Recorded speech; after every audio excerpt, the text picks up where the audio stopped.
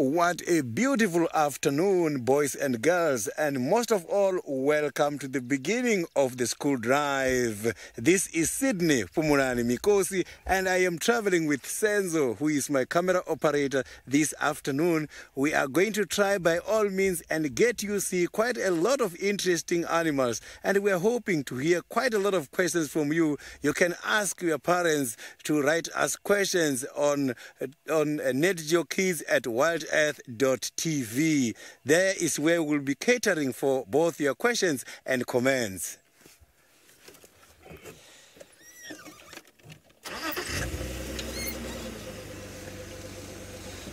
So here where we are looking for some big predators. Predators are the born to kill animals. Animals who normally go around here and look for other animals in order to survive. Those are the animals I'm looking for this afternoon. Specifically, I'm looking for the lions.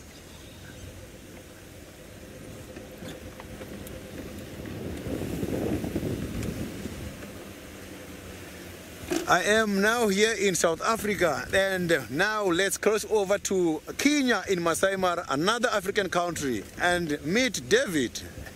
A very good afternoon, boys and girls of Nat Geo Kids, and welcome to a different country called Kenya, and we're in a game reserve called Mara Triangle. And my name is David, and with me on camera is Bungei. Bungei, good afternoon, and we're very excited to have you on board today on this lovely Saturday.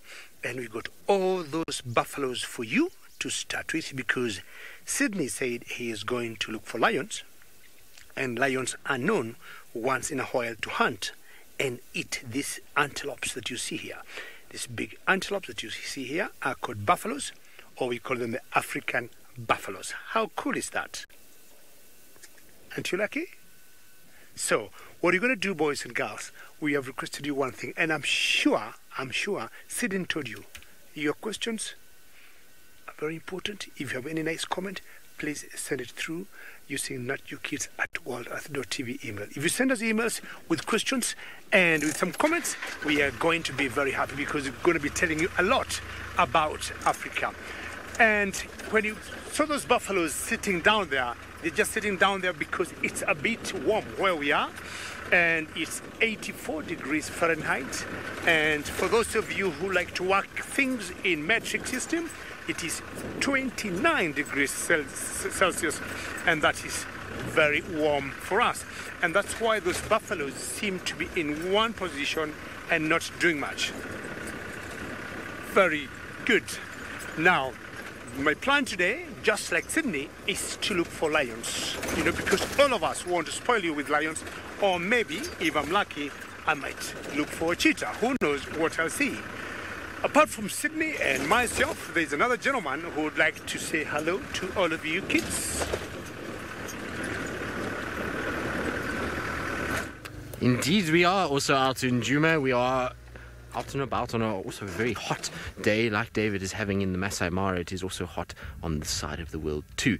My name is Tristan, as David mentioned. I've got David on camera this afternoon, and we're not looking for lions like the other two. We're looking for a different type of cat. We're looking for a leopard, and in particular a leopard called hukumuri. Now, hukumuri is a leopard that is not seen as often as some of our others. He's a big male that dominates to the west of where we are, and so he was seen on this termite mound this morning. And so I thought I would come and have a little look and see if he's still around, but it doesn't look like he's here.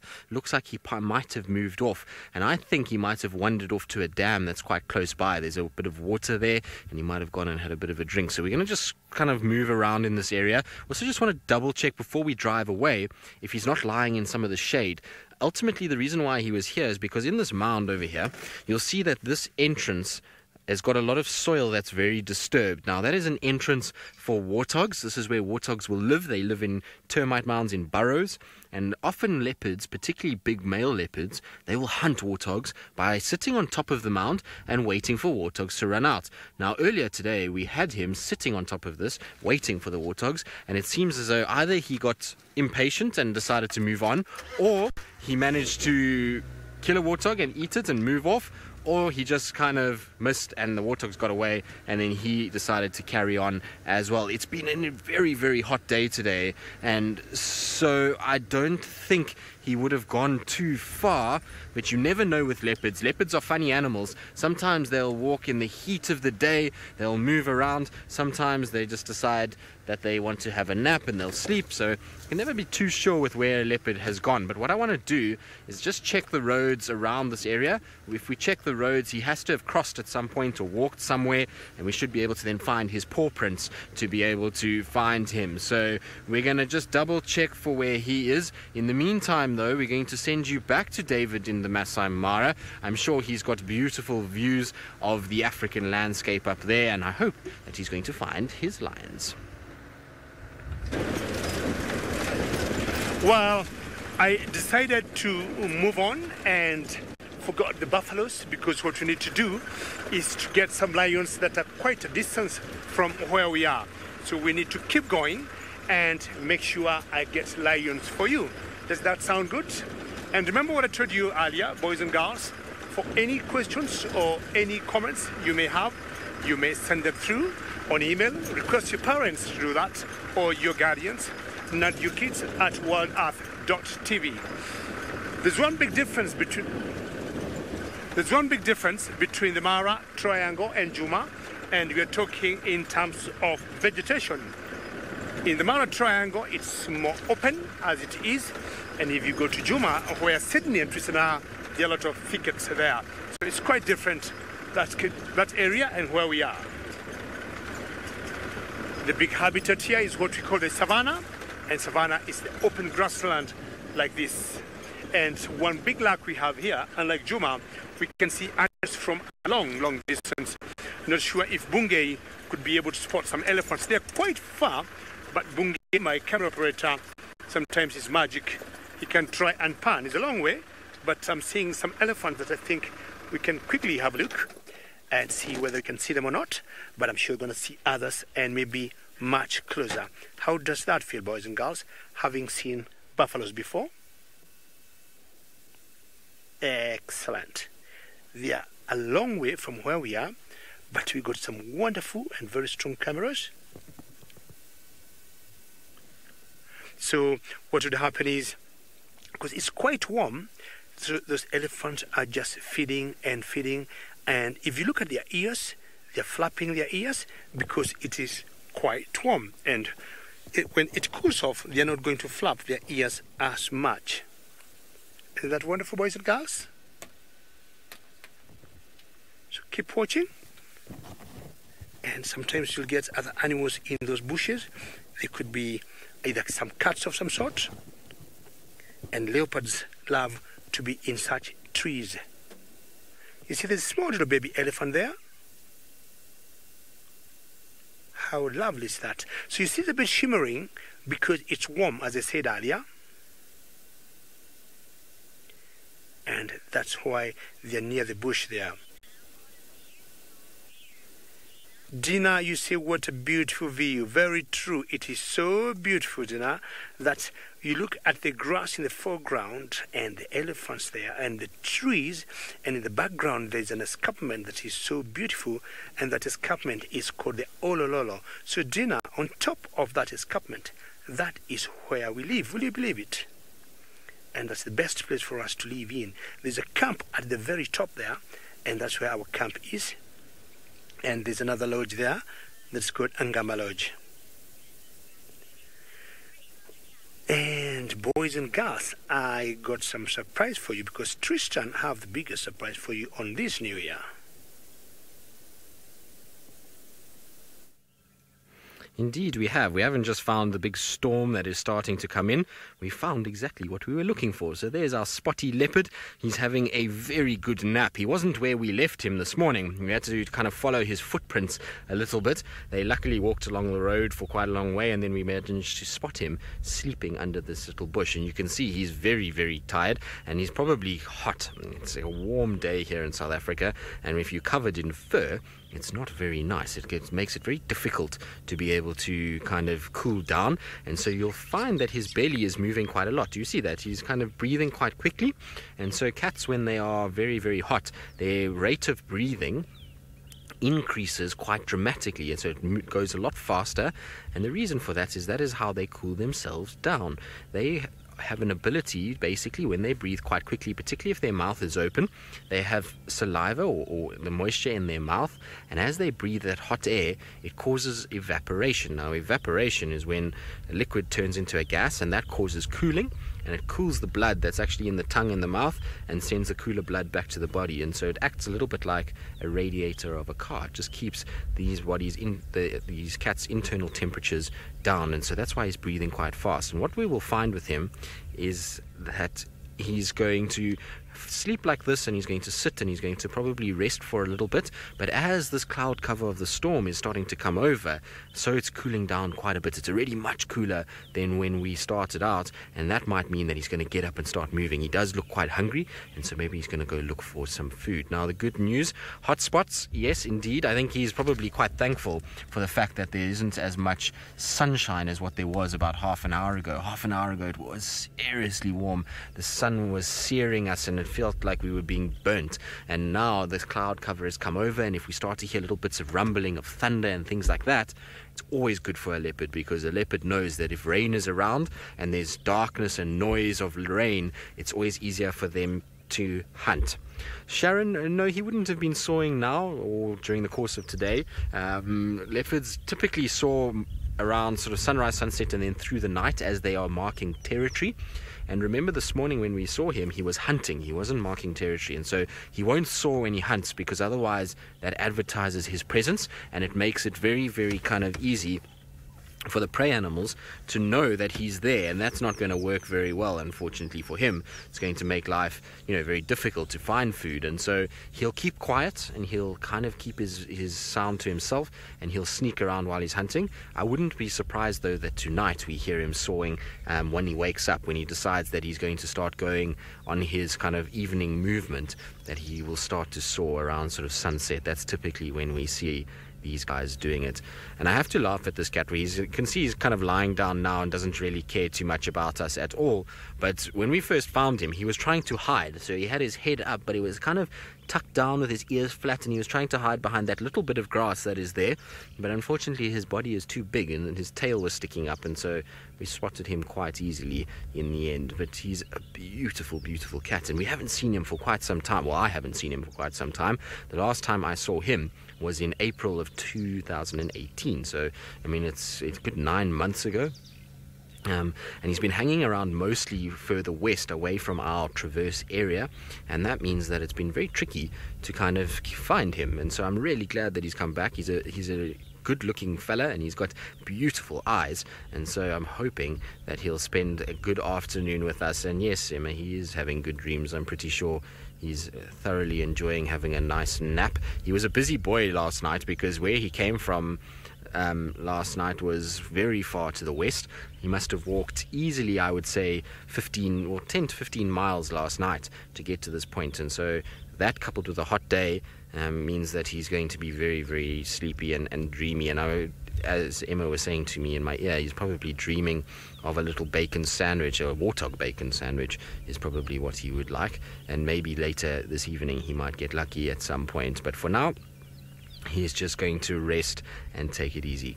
Good. We're going to sit with him for the remainder of the afternoon, because I'm sure he is going to wake up as it gets a bit cooler. In the meantime, though, I'm going to send you across to Sydney, who seems to have had a bit of success of his own. I am now using one of the methods in order to find animals, which is called trekking. Trekking is part of track and science. Here, I am looking for all the signs on the ground to see who was here before me. Normally, this is how I find animals in the bush. The lions I'm looking for, if I pick up their tracks here, I am going to keep following their tracks until we find an animal.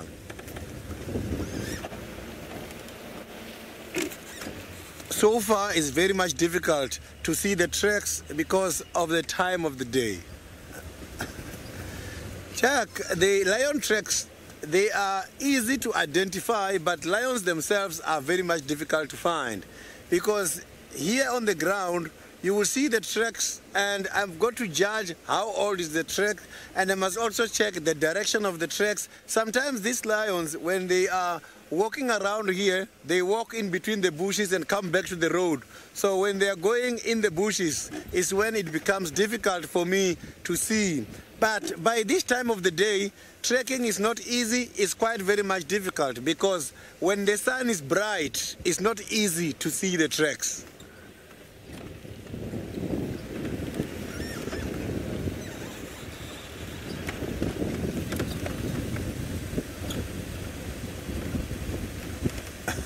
That is quite a very lovely question. Is it easier to trek when it's dry, or is it easier to trek when it's wet? When it's dry, it must have to be dry, but the ground still has to have soil particles which are fine, so that when the animal is walking, it can develop the sign on the ground. If it's dry and the soil is washed away, it's difficult, because then I cannot be able to see the markings. When it's wet, it's easy to identify the tracks, but it's difficult to track an animal. Why? Because of the following. You are going to be confused, because the moisturized part of the soil, where the animal has gone past, it stays much longer.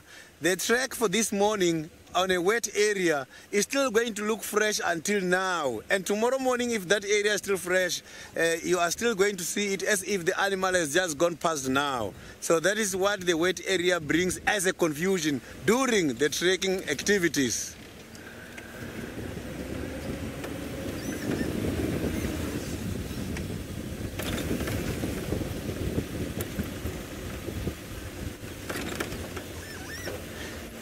Gary, despite the size, if you look at the track itself, you will see that the tracks have got some kind of lobes.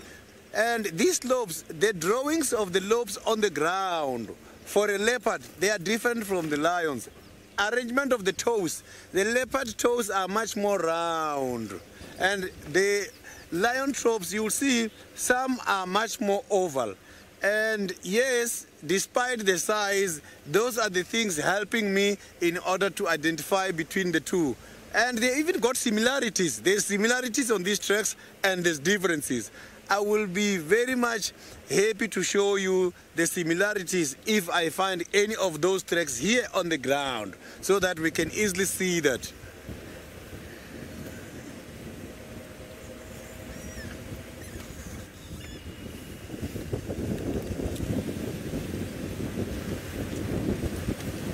So I'm just trying to check here on the ground, and so far I am not seeing anything. But if I see any of these tracks, I can promise you we are going to discuss all these other things while we are seeing the track itself.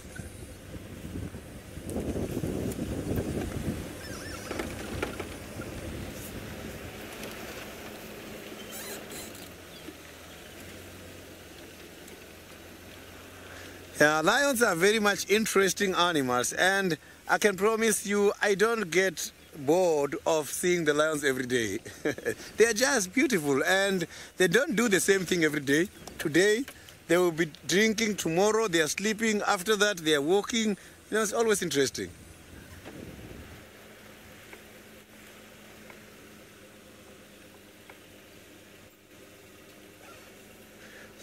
So now let's quickly cross over to Tristan with a beautiful cat. Well, good luck, Sydney. Hopefully you'll be able to find those lions and track them down and be able to see them. We saw them this morning, and I'm hoping that they haven't moved too far. Much like this leopard, it's because it's been hot. The big cats don't like to move very much in the heat. It's just one of those things, especially at this time of the year. They tend to find a little bit of shade, and then they lie down and they rest and they wait until the afternoon. But the good news is that there is some thunder in the distance, and so that's kind of triggering of thunder and this cloud cover that is coming over is going to be good for our cats to be a little bit more active. You see that bright blue sky? That was over us the whole part of the day, and the sun was really very bright. But as soon as you get rain coming in like that, it should trigger a little bit of movement. There's also a bit of a breeze that's starting to pick up now, which is good. The wind will be a little bit cooler, and that will kind of trigger the animals to start waking up a little bit earlier than they probably would have had the sun stayed out for much longer. So I'm glad that it's also shady, because otherwise we would be in the sun and we'd be getting absolutely baked by now, which would have not been very pleasant. David and I were saying this morning that we were going to get, or this afternoon, that we were going to get abused by the sun, but luckily all is okay. And put our sun cream on, and then now the clouds have come, so it's been avoided crisis. So Jeff, is Hosanna safe with Hukamuri around? So those of you that don't know who all these kind of leopards are, so Jeff, the thing is that Hosanna is, well, he's a young male leopard essentially that is still growing and still finding his feet as an adult individual. So he's only kind of approaching sort of 3 years old now, whereas Hukamuri is a much older male. He's traveled a long distance and is far more experienced. So the problem with Hosanna that he has is that Hukamuri is a lot more sort of has a lot more street smarts, or is a lot kind of more experienced with dealing with other leopards, and that's where Hosanna isn't. And so Hosanna has had a very different upbringing, because his kind of father figure in terms of Tingana, which is the dominant male leopard, he hasn't really kind of chased Hosanna away and has kind of treated him with quite a bit of respect, whereas Hukamuri wouldn't really be like that. He's obviously going to be a little bit more aggressive, and we have seen Hosanna and Hukamuri kind of interact before and see one another, and it's always led to Hukamuri chasing Hosanna and Hosanna running away and kind of leaving the area. So there is an element of risk there, but as time is going on, Hosanna is getting bigger and bigger and bigger and bigger, and he's starting to really kind of get to a very similar size to what Hukamuri is. Now, whether that's a good thing, I'm not quite sure, and I'll tell you why. Because when he gets bigger, he's going to start to feel more confident, and Hukamuri is going to start seeing him as more and more of a threat, rather than just a young male that he can chase and then leave him alone. If he thinks Hosanna is really competition, they might actually try and kind of, he might try and kind of fight with Hosanna, and that's not going to be ideal. So there's always an element of risk when Hukamuri is around. The thing is, we don't even know where Hosanna is at the moment. We haven't seen Hosanna in the last 4 days, and we're not sure which way he's kind of gone. We think that he's still somewhere around kind of the central parts of Djuma, which is quite far from where we are now, and I think he's on a kill somewhere, because if you haven't seen him in 4 days kind of moving around, then he's got to have gotten himself a meal. And so, you know, the distance at the moment is quite far, but it's going to be interesting to see where Hukamuri moves during the course of the night, particularly because Tingana, the dominant male, is also in the area at the moment. He's also kind of in the central part of Djuma, and no doubt both of these leopards are going to make a noise at some point during the night, and that's going to attract the attention of one another, and it's going to be then interesting to see who moves where, and the chess game will begin this evening when it comes to the two big dominant males, and then obviously Hosanna in amongst them. Are you dreaming, boy? You can see he's kind of moving his head a little bit. Often these cats, when they're having a really good nap, sometimes get a bit kind of into a deep sleep, and they start to dream a little bit, and you see paws twitching and moving, and even their heads that will kind of move a little bit as well. So it seems like he's having a good dream. And Emma, who's the director in my ear that gives me all the questions, she's saying to me that he's dreaming about eating his sandwich. Well, his way he was moving his head, it seems like he was indeed dreaming like that. But still a very sleepy cat at this stage. I think he's going to wait for it to get a little cooler before he decides to actually move and decides to kind of go anywhere. Good. We'll sit here, like I say, we'll be patient. I'm sure he is going to lift his head at some point and we can see his beautiful eyes. In the meantime, back to Sydney to see how he's progressing with his tracking. I am still in the middle of trekking here, and I've just realized that I've got my trekking book with, and the question you asked about the difference between the leopard as well as the lion trek, here we are going to do it much easier. So if you look here, this is a leopard. This is a lion and this is a leopard. So let's look at the arrangement of these treks. Can you see that this is much more round and this is more like oval? So this is how you can distinguish. This is the leopard and this is the lion. You can see that the toes of the leopard are much more round and beautiful on the ground more than the lions. You see, the lions on the ground, the track doesn't look beautiful as the leopard. Look at this leopard. This is quite a beautiful track. And if you look here on the edges, you can see that the lobes of the leopards, the lobes of the leopards here, they are much more clear. And the lobes of the lions, here you can't see that is clear. But on the ground, they can also be very clear if there is deep sand.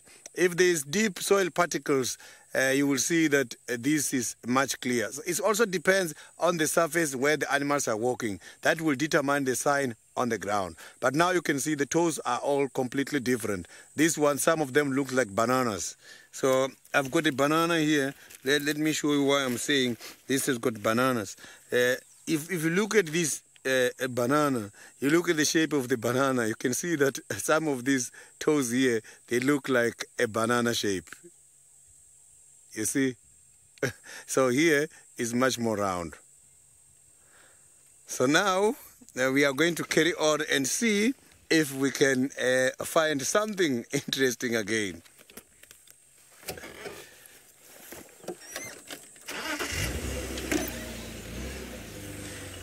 Now let's quickly cross over the Masai Mara where David has got some elephants.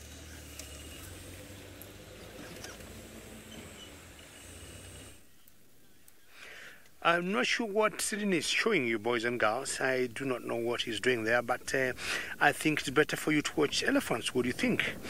We saw elephants earlier, which were quite a distance, and I have found another group, and a group of elephants is called a herd, and it is much closer to the road than the first ones we saw, albeit them looking in a different direction, and you can see they are giving us not their faces, which I'd be happy if it could be possible for them to turn their heads around. But animals, being animals, are wild animals, they'll always do what they want. Now, if you look at them carefully, they all seem to have tusks. I'm sure you have heard of some part of the world called Asia.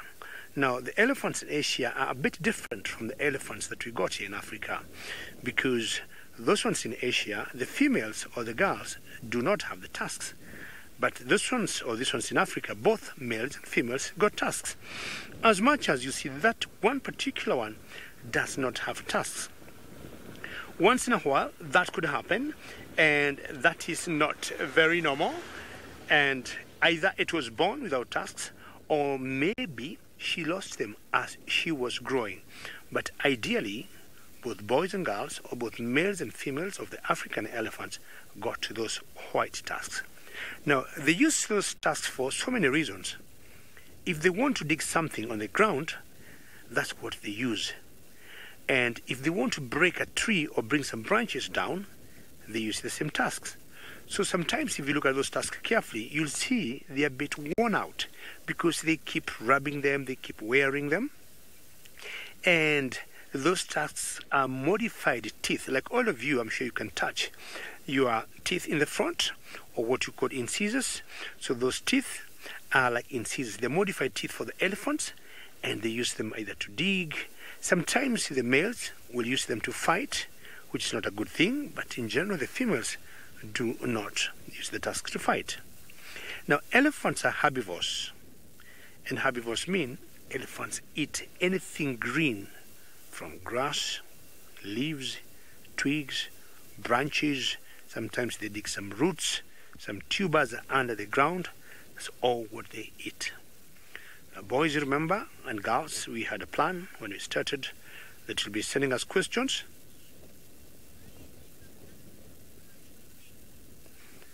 Brittany, you are saying, why do some animals go extinct?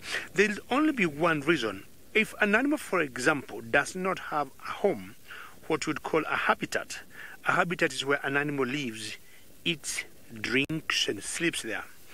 There's a possibility an animal would go extinct because it doesn't have a home. And more often than not, it's we human beings that will do that. So we take their habitat or we take their land. And of course, if an animal doesn't have something to eat or to drink or a place to live, then ideally that animal goes extinct. So that's how some animals disappear. I'm sure you have heard Someone saying as dead as a dodo. So dodos were types of birds that used to be there and not there anymore.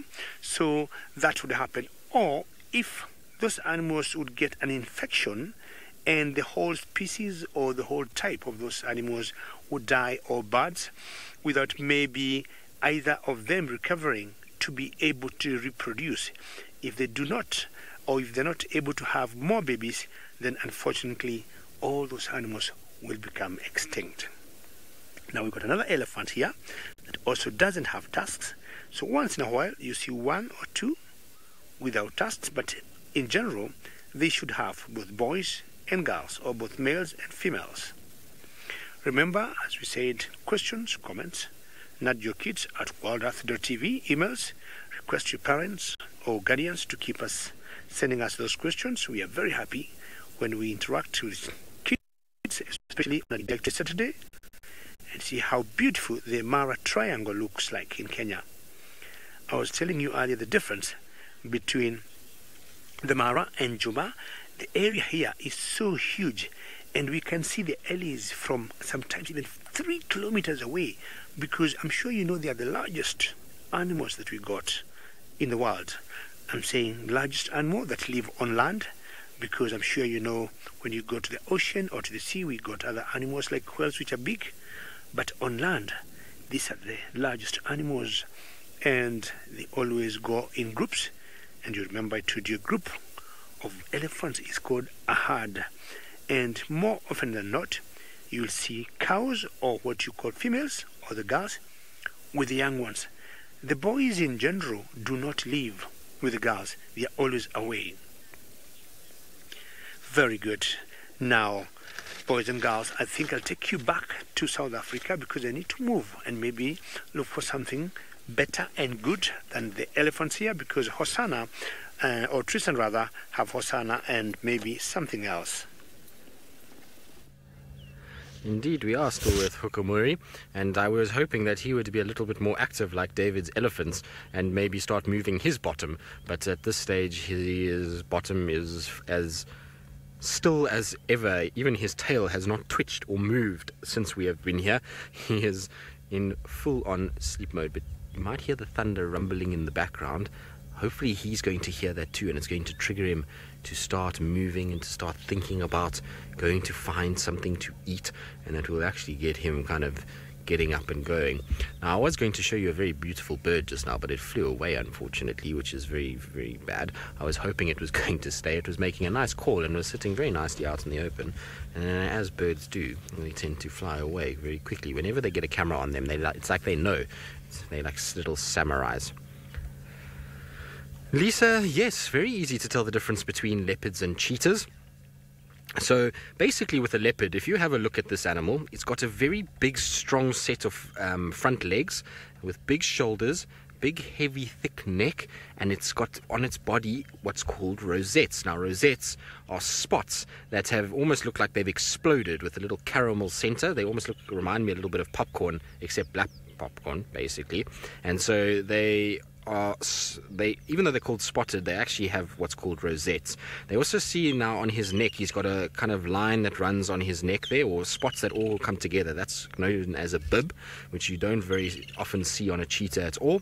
And these guys, like I say, are much more powerfully built, bigger, stronger animals than what you see, or heavier, stronger, should I say, than what you see from a cheetah. A cheetah can actually be a much taller creature and a much longer creature. Are you going to roll over for us? Oh, he's stretching. It's a good sign. When he starts to stretch and yawn, this might mean that he's going to start thinking about waking up and starting to move. Right. Now, on the cheetah, on the other hand, well, it is built for speed, and it doesn't look like that at all. It's got a very different kind of way about it. It has very big spots on it, and I'm going to try and get you a picture so I can show you what a cheetah looks like. If you just give me 2 seconds. So, here we go. I found one already, David. Let's use, I'm just trying to think what's going to be a good one. All right, that's a good one to use. So there is a cheetah. Now you can see with the cheetah, unlike the leopard, it's got solid spots. So it's got these kind of big solid spots on it, and then you see on its face it's got these kind of tear marks, these little black tear marks. Very small round head, long legs, and a much longer tail that's kind of flatter at the end. Now a leopard's tail is not as long as that, and it doesn't have that kind of flattened appearance, and the reason why a cheetah's tail is much more flattened is because it acts like a little rudder. Cheetah run very fast, and so they use that tail just to balance them and allow them to be able to kind of stay upright when they're running at such crazy speeds and chasing these animals that turn very fast. And so that's why a cheetah will have that tail, and obviously the long legs and the very much more slender build or thin build is to be able to then kind of keep the speed up and to be able to catch things. So very different animals. They live in different areas because of their kind of way that they go about hunting. So even though they both occur in this particular park, you'll find the cheetahs like to hang around in more open sections where they can use their speed, whereas you'll find these guys like thicker, denser areas where they can use their camouflage and their power to surprise an animal and grab it and then wrestle it down to the ground. So very different kind of ways that they go about it, and so very easy to tell the difference between the two.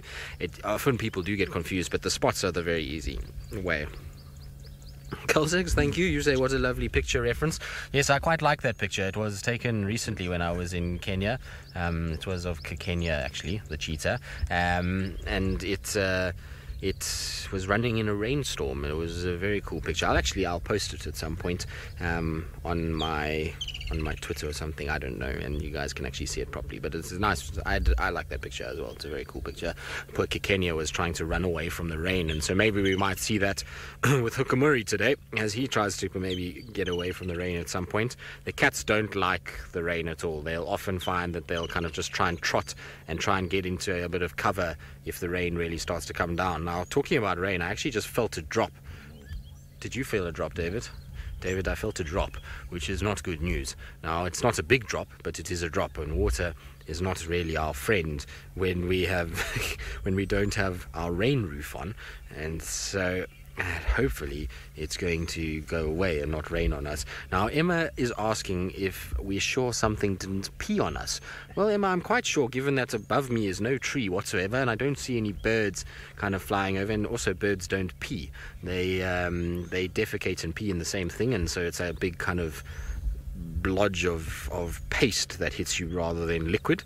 So it is not a bird that has deposited some sort of moisture on my hand. It is unfortunately H2O, which is water out of a cloud, that is going to kind of hit me, but it's not a lot at the moment. It's just a little kind of drop. I think it's just on the fringe. We're right on the edge of the storm. I think it's going to hopefully move across towards the sort of western side of this area. But you can hear a little thunder rolling in the distance, and so while we kind of figure out whether or not we're going to get some rain and thunder and lightning, let's send you back across to David in the Mara and see what he's managed to find now. As I told you, things will start going from good to better, and maybe at one point they'll be best by the time we finish the show. And we've got now the tallest animal in the world. We had the largest animal on land, the elephants, a few minutes ago, but now we have found ourselves the tallest animal in the world, and that is a giraffe. And see how majestic he is. And I'm saying the he because of his size. In general, you get males being a lot bigger in size than females, and that's why I'm saying he is a boy. And once in a while you'll see them walking on their own, but girls will always be in company of other girls or with youngsters with themselves. Now, giraffes, just like the elephants, are also herbivores, but there's something very unique about giraffes, because as much as they are herbivores, they are very selective on what they eat. They just don't eat like grass and leaves and twigs, just like the elephants. Giraffes always tend to prefer leaves only. So giraffes, we call them browsers, because when you browse, you're always eating on top of the leaves, and that's why you can see him eating on top of that bush. Then he'll eat and then stop and look around just to make sure he is safe and there's nobody who is coming towards him. I'm talking of maybe lions. And yes, that's very beautiful giraffe, wonderful light around him. What do you think, boys and girls? And in the background there, if you look carefully, there are animals way back there which looks like zebras to me, and there are other animals that will hunt giraffes, for example, like lions, but in general they prefer to hunt the young giraffes, not the fully grown ones. But if you get a big group of, say, lions, what you call a pride of, say, maybe 10 or 15, they are capable of hunting a fully grown giraffe. These are the tallest animals, as I said earlier, and also the males are much taller than the females. Some of the giraffes or some of the males are almost 6 meters in height, 17, 18 feet, but the girls are slightly bit shorter, about 15 feet in height or on height. And they've got the longest necks of all the animals that you'd think of.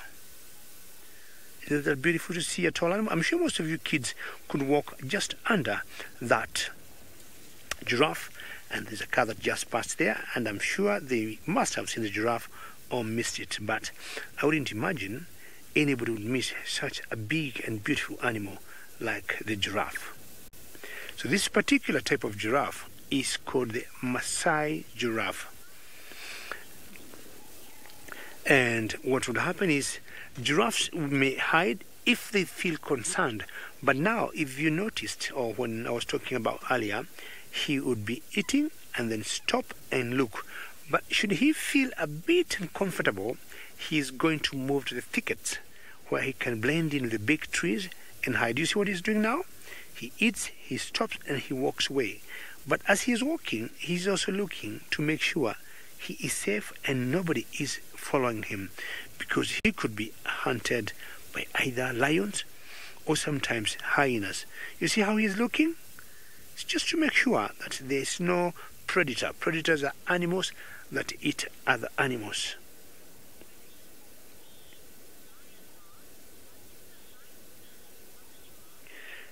The lion heart, what's the lifespan of a giraffe? Give me a couple of minutes. I'm going to check the lifespan of a giraffe because I have it on my notes. We shall have lots of these animals somewhere. And I'll be telling about the speed. When giraffes run, they're very fast animals, and you can see them doing about 60 kilometers per hour when they run. And should be about 18 years. Let me just try and remember, about 18 years. But I just want to confirm to you 100% and tell you from the notes I made when I was in school, we have giraffes to look at, other antelopes to look at, lions to look at. So I'm going to let you know what is the average lifespan of a giraffe, because I'm sure I have it somewhere. We'll always keep notes when you go to school. And I have the giraffes here. What's the giraffe saying? I'm guessing first 18, but let's be 100% sure without making any mistakes. All right, where is the giraffe? The giraffe, I said 18, and from what I see here, it is saying, what's the gestation period, Latin name, and age independence. So, what's the lifespan? I still cannot see it here. I'm sure it's somewhere. I'm going to get it in a minute.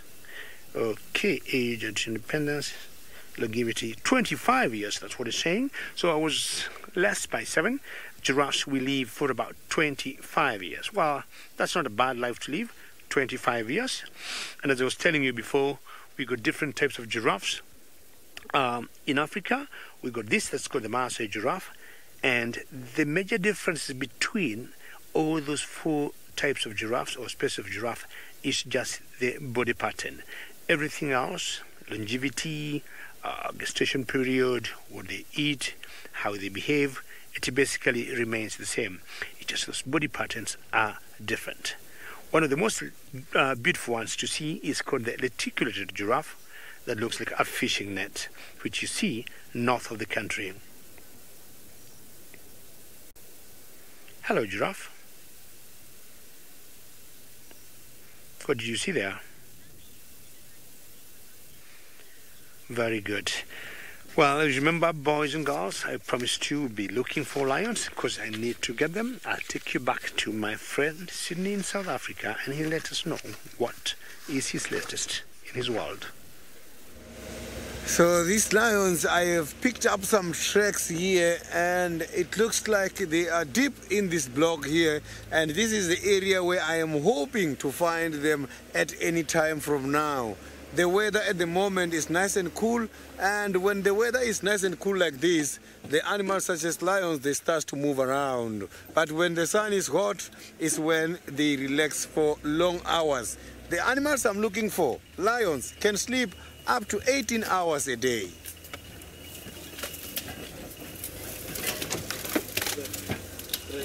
So I have to be very careful and look everywhere here under these bushes.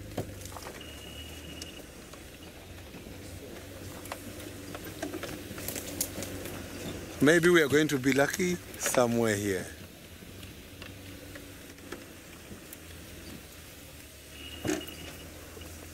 No sign here, as we are now in the middle of the bush where the animals can easily walk in between these grasses here. So not easy to see their tracks.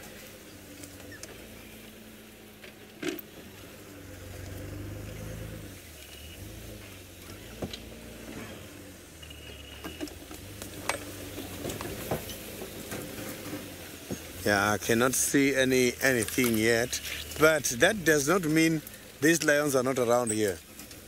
It doesn't mean that, because they can hide nicely.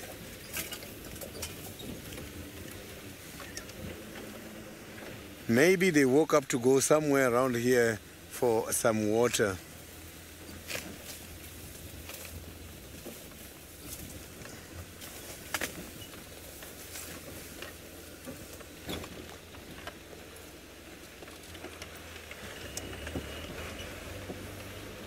Yeah, we are very, very much close at the moment, as I can also pick up some of the scent marks. I'm not sure if these scent marks were left behind by these lions or any other animals. So animals, when they're staying in the bush here, they always use the scent in order to mark, in order to advertise their presence in the area. So I have picked up a sign.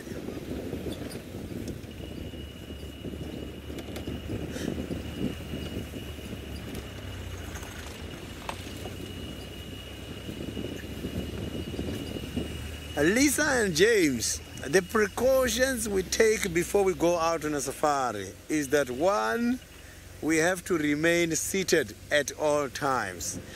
Two, we are not allowed to use the flashlights against these animals, as some of them, like the elephants, can be very aggressive. Another one, we are not allowed to run in the bush. So if this vehicle have a puncture now, while I'm out, I've got to get off the car and fix it. I don't have to jump off the car and run away and try to go back because the tire is flat. So those are some of the precautions. And also, we have to dress something which is camouflaged so that it can match the surrounding while we are out here. If you look at the car, the color of my car, you can see that it's green, and this green color don't disturb the animals. And another thing is, we don't have to make noise, and we have to keep a long distance. We have to keep a distance when approaching these animals. We also have to consider wind direction. If we are doing something on foot, like a guided walk, we have to first check the wind and make sure that we are going not letting the animals knowing about our presence from the sense of smell. The purpose of these game drives and the guided walks is not to disturb the animals.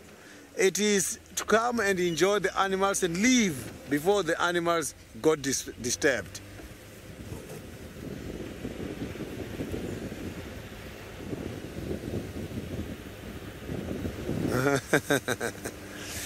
Kathy, my banana is hidden deep in the bag, and yes, some of the animals, they've got good sense of smell.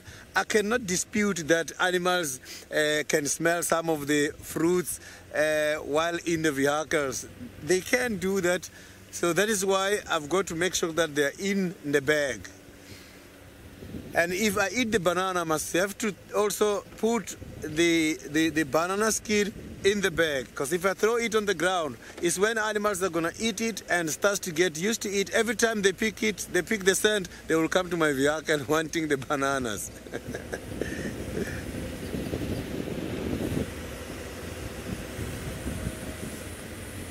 So now let's quickly go back to Tristan.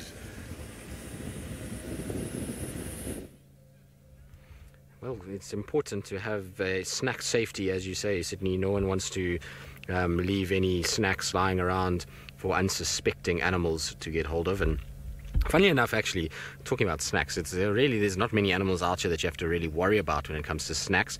The only thing that sometimes could be a bit tricky is if you had oranges with elephants. Elephants love an orange for some reason, and they go into the farms on the edges of some of the nature reserves and cause lots of trouble, particularly with oranges. But you'd have to have quite a few of them, and you'd have to have quite a hungry elephant in order to have an issue with oranges. But otherwise, most things are okay.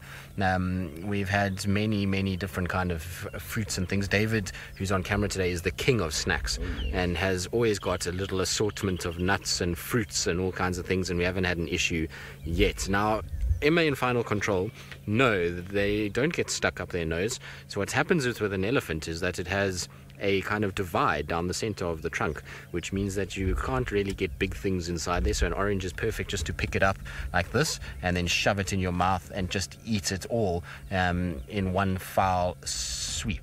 So they kind of just do that, and they'll eat many oranges all at once. And there's been quite a few entertaining stories about elephants and oranges. But for the most part, you're okay out here as long as you don't throw anything out of the vehicle. And as Sydney says, you have to have good snack manners, and snack manners means that nothing exits the vehicle until you get home and there's a dustbin, and then you can put everything away, like apple cores and banana skins and those kind of things. And it's important to have a healthy diet out here. In fact, actually, David, where's your little snack box? Here we go, David's little snack box. It's a little empty because he's been snacking while we've been sitting and Hukumuri's been sleeping, but here's David's little snack box. He's repurposed a little strawberry container, and let's see what's actually inside David's snack box. David, what have you got in here? Let's see. David has got 1 times green apple that is inside there. There is a nectarine that is inside there. And delicious, you say, David? Yes, delicious. There is an almond. I hope you don't mind. I'm picking up all your fruit, David. There's an almond. I have to eat that one. And then there's even a cashew, which I won't take because there's only 1 cashew there, and I don't want to take that one for David. But that's David's little snack box, and quite convenient because it even has little things that you can close it and you can put it together like this. And so I wonder if, Hukumuri would like a little snack box, particularly of the animal that David has managed to now find up in the Masai Mara. They are small, and I'm pretty sure he would love them in a little snack box. Well, boys and girls, I told you things were getting better and better and better, because now we have the largest bird that we got, almost I think in the whole world, called an ostrich. But above all, she got some chicks with her. Just look below her and see who is running up and down, left and right. And those are ostrich chicks. Yay! How nice! Just look at them, just weaving through the grass there. How amazing is this? I think this is one of my happiest days. One of my happiest Saturdays, and as we're beginning the year, I'm going to think I'll be very lucky for the rest of the year just to see ostrich chicks. I'm trying to count how many there are. I have counted up to 9, and Bungay, who is on camera with me, is still trying to count. He thinks 9 could be the actual number, but he thinks there were 2 that were hiding. So this one is called an ostrich, and to let you know, this particular bird does not fly. They got feathers, they got wings, but they're just too heavy to fly. And yes, in the Final Control says they're very cute because we rarely see ostrich chicks. I can't remember the last time I saw them. So you boys and girls are very lucky to see ostrich chicks just running through the grass there. I'm still holding the figure 9 or number 9 chicks. And the ostriches, I'll tell you boys and girls, when you see fully grown ones, the females are that color that you see there, grayish, brownish in color, okay? But the males or the boys are black and white in color, a slightly bit larger in size. But you see the chicks just following the mother. So ostriches will always eat. Are you going towards an elephant? Boys and girls, this is becoming very exciting. Therefore, you're talking about a state of rivalry. I am not sure it's among the ostriches. And what would happen here is ostriches will always eat flowers, they'll eat seeds on the grass, and sometimes you'll see them eating sand or pebbles to help them in digestion. So that's exactly what I guess they're looking for here. And they're eating seeds from the grass, they're eating some leaves, they're eating some flowers that they can pick on the way as they keep moving. Just see, they're not even bothered by the elephants. So elephants on one side and ostrich chicks on the other side. How cute is that? This is so lovely to see this on a Saturday. I didn't expect to see an ostriches because my plans have been to try and get you some lions. So this mother is going to raise all these chicks on her own, but sometimes we'll see the male coming to help her to raise the chicks.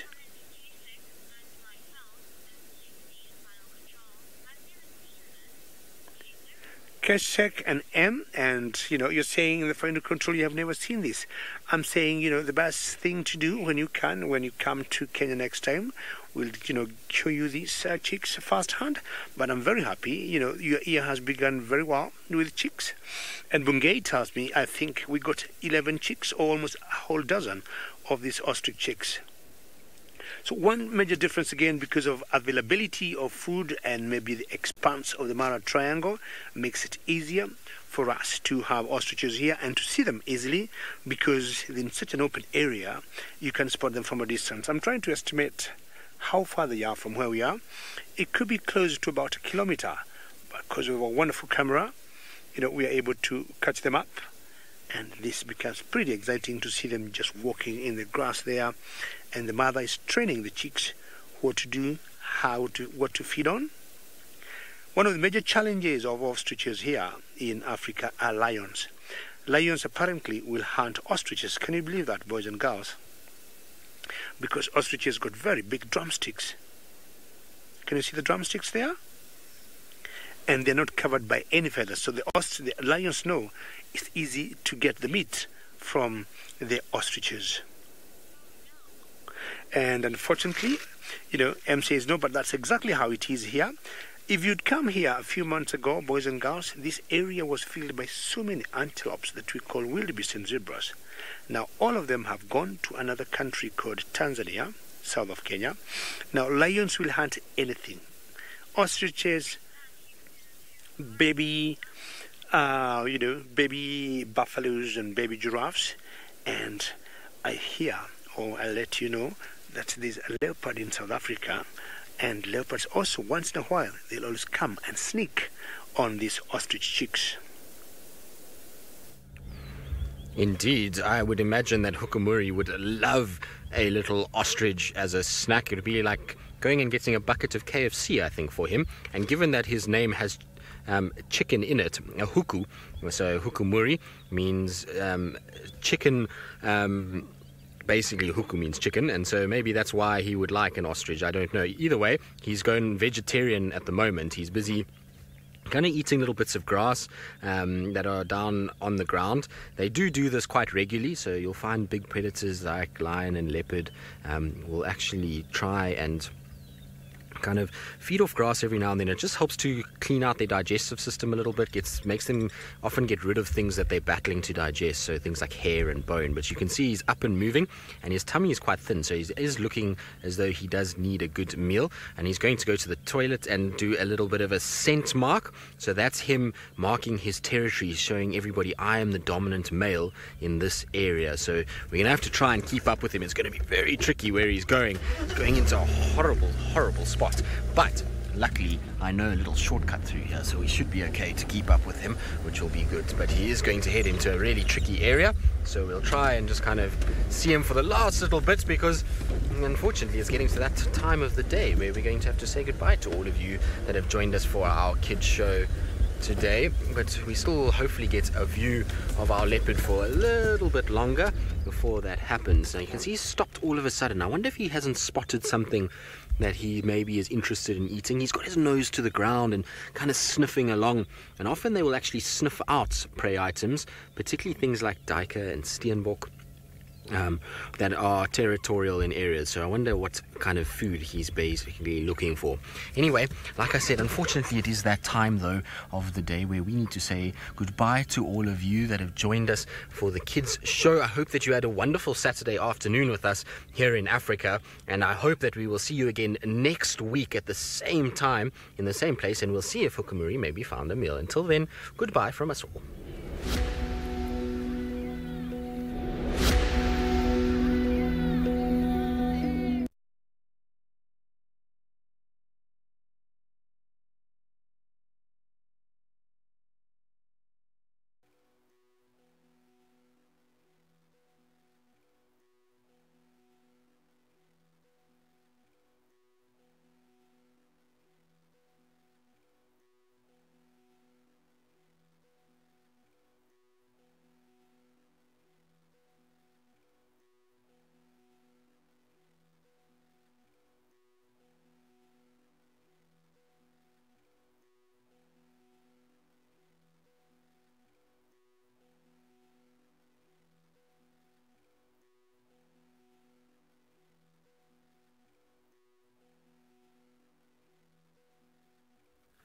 Good afternoon, and welcome all of you that have just joined us for our regular Sunset Safari this Saturday afternoon.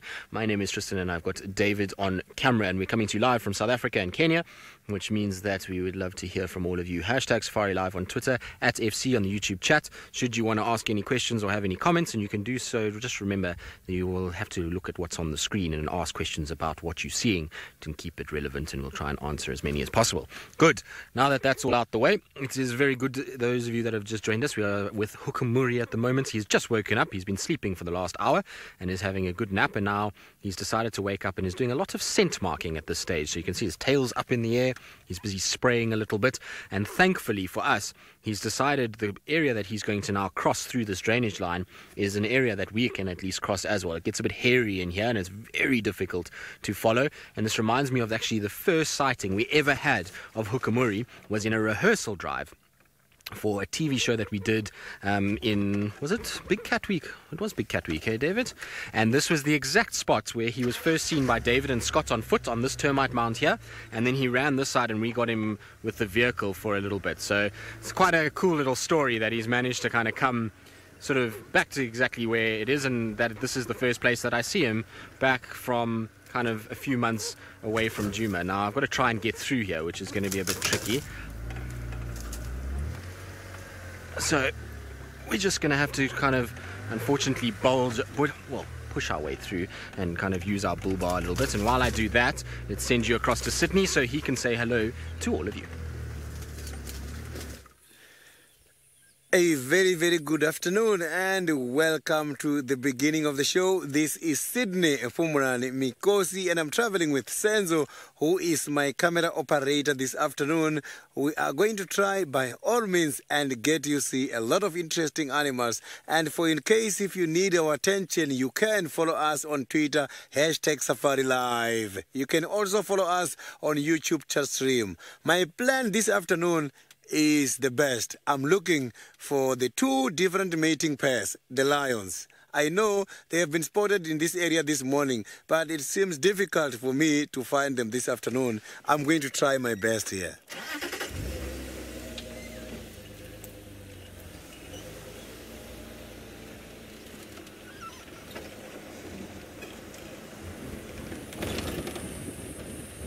So these lions, they were right here this morning, and now they got disappeared. It was the two males, each one of them having its own partner. There was a lot of competition going on here.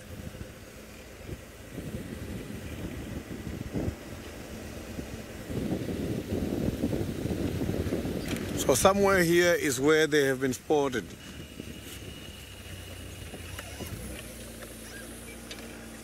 Senzo, I'm trying to check there now. Oh, Senzo, they want to see the color of your socks. So it's not appearing. So you can see that Senzo has changed. He's a changed man. In 2019, he doesn't wear socks anymore. So New Year has changed everything.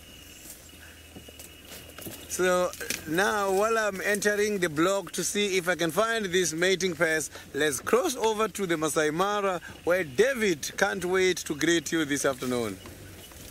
Very good. Welcome our regular viewers, and we just had some wonderful kids show, and now we're doing big people, and we got a reptile here, which I think this is a marsh terrapin.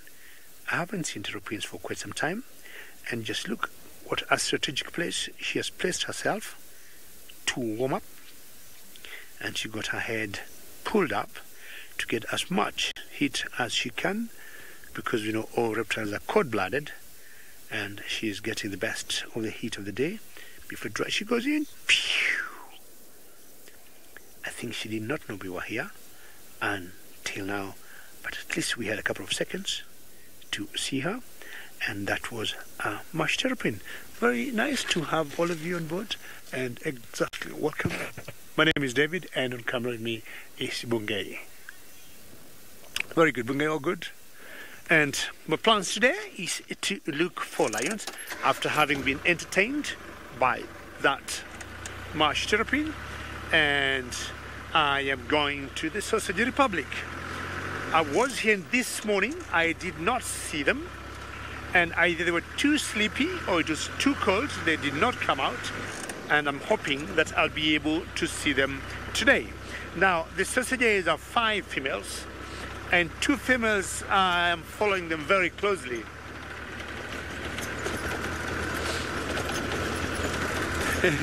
Well, yeah, you like the dive of that terrapin, because as soon as we got there, either she was snoozing and she did not know we were there, and as soon as she realized we were there, phew, there was a good dive, you know. Anyhow, so the 2 particular females I'm following in this particular pride, because they are pregnant, and for those of you who have been following us, you know, one of them is Kingtail, but the other one, I have a feeling by now she has dropped her young ones. Kingtail, I saw her 2 days ago, not today, yesterday, yeah, yesterday, and she still looked fine. And we did a poll the other day, and we're asking the viewers, you know, how many cubs do you think she's gonna drop, because she looked so big, her belly was very big, and many people thought or said 3, and I also agreed with many people with a number of 3, but the other one to me looks bigger, so we're gonna be finding out what is happening there today. All right, beautiful weather we got. We're coming through some herd of buffaloes. Right, as we head towards my lion sausages, if I'm lucky to see them, we'll take you back to South Africa to my friend Tristan. Well, indeed, you are back with me, and you can see Hukumuri has very kindly come out of this horrible stuff on my right, which doesn't look very pleasant, which we just had to drive through, and now onto a road, which is very, very pleasant indeed. And so if you're wondering where Hukumuri is, because I know a lot of you often think about where he is in relation to Osana and Tingana and the likes. So we're currently moving north on Shabamu Road. That's where we're heading at the moment.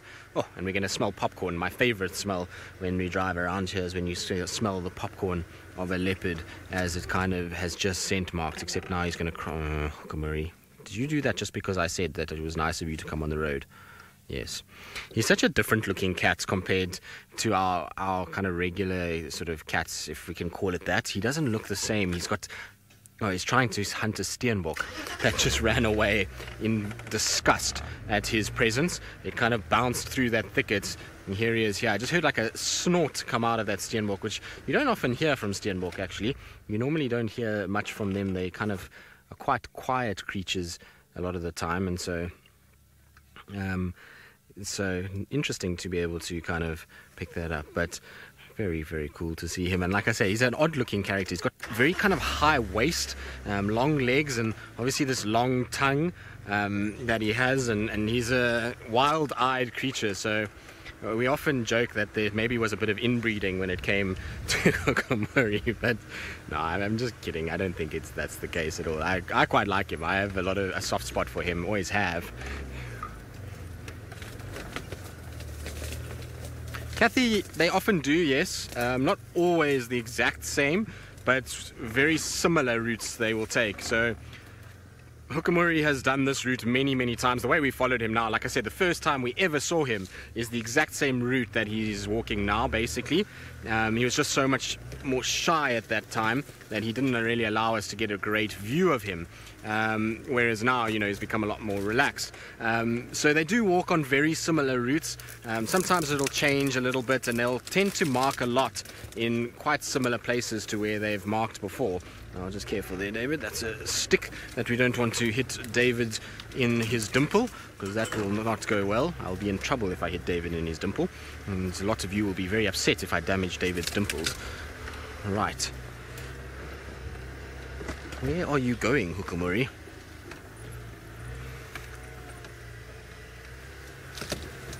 A lot of you, I believe, are very emotional about the fact that I said that he looks a bit inbred, apparently, and that you like how he looks. I also like how he looks. I didn't say there's anything wrong with it. I think it makes him look really kind of menacing as a leopard. I think it's very cool that he looks the way he does. I'm not backtracking at all, Emma. I'm merely stating the facts here. He has an abnormally long tongue. He's got oddly shaped back legs, and he's a bit of a different character, if we're honest about these things.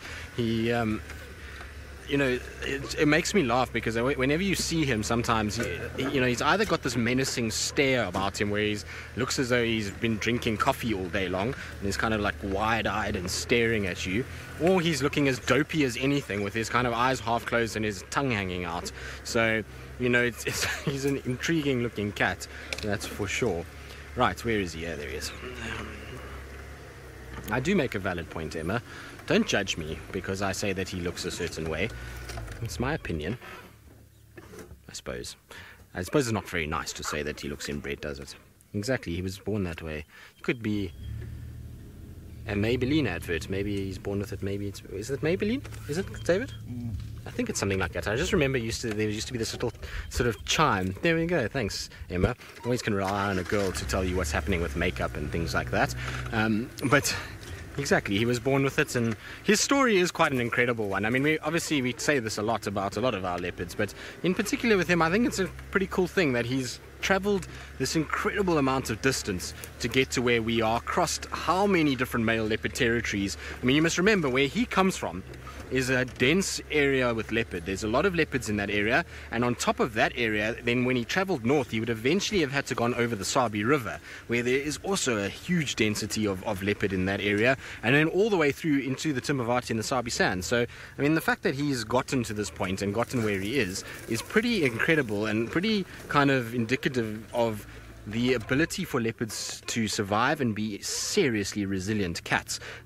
So he's an incredible animal in that respect, and for me to have survived that, especially given that he is not a monster cat like an Anderson or something like that, he's a smaller male, and so that traveling is probably because he had to eke out an existence for a much longer period than he probably would have wanted to, because he just couldn't challenge physically in comparison to maybe some of the other bigger males that were holding prime territories in all these areas that he had to cross. And so it's an interesting kind of story, and I'm quite glad he's around. I think he's added a very interesting sort of mix to what goes on out here. Now, talking about male leopards and distribution, I know a lot of you often ask me about Tamba and where he is and what his story is and what's going on, and do I have any updates with it. And I'm afraid the news with Tamba, while it's not bad, so before you all panic, don't worry, he's fine. It's not good from our point of view. He's now being seen in the last 3 days all the way down at Ulasaba, so he's very close to Ulasaba camp, which is even further away from Djuma than what he was before. So he's just constantly moving southwest away from kind of where we are, and I'm sure it's because he's being pushed by a lot of different males, and it does worry me that he's in the western side of this area, because I'll tell you why shortly.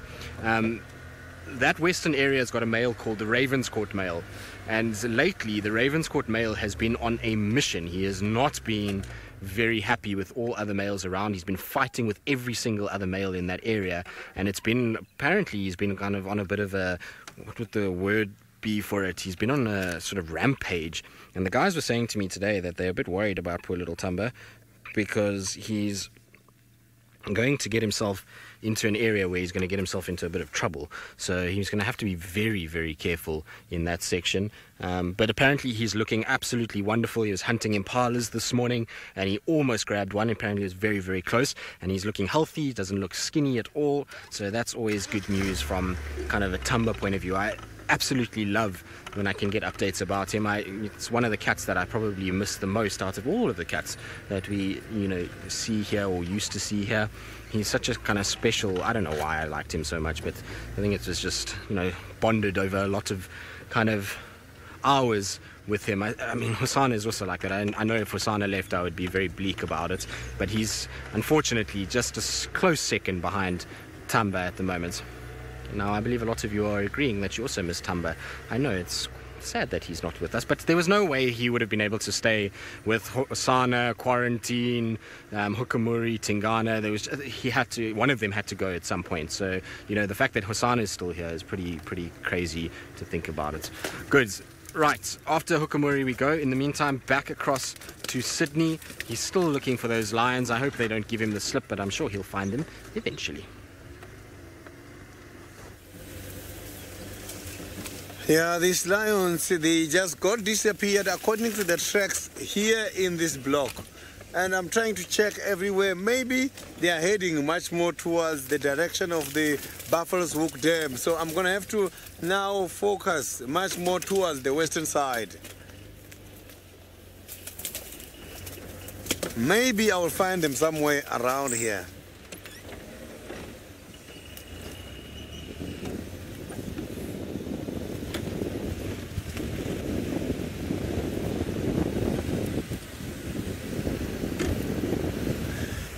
Cats, the urine of these animals, why they get kind of different smells is because of some of the gland.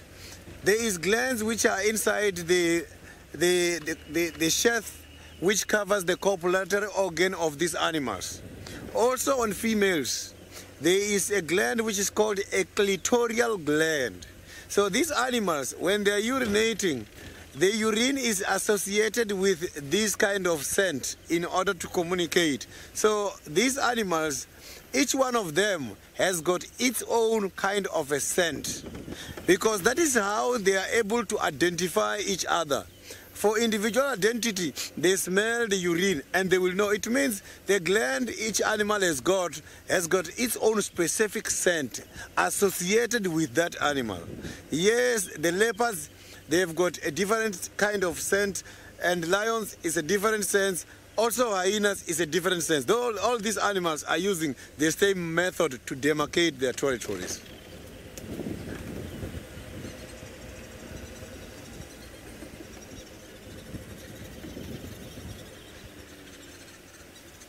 So now let's quickly cross over to David, who's got some vultures.